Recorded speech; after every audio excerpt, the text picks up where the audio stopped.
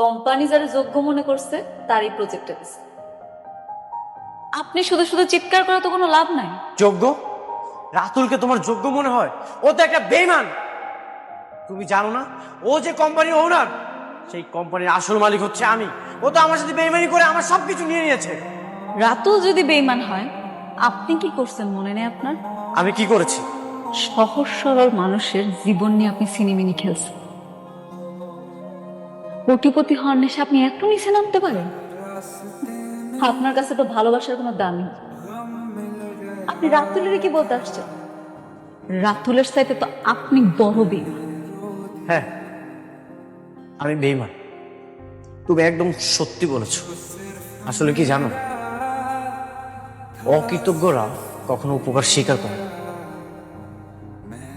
তুমি একটা অকৃতজ্ঞ। আমি অনেকক্ষণ যাবৎ দেখছি আপনি চিৎকার করে কথা বলছেন। ম্যাডাম, কেউ নেই। কি সম্পর্ক আপনার সাথে ওনার?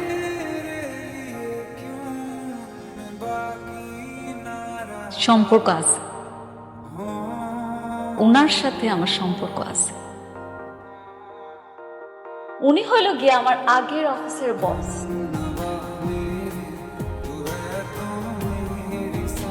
আর আমি ওনার অফিসের সামান্য একটা কাজের বুয়া। ঠিক বলছি না মিস্টার অনিক সাহেব?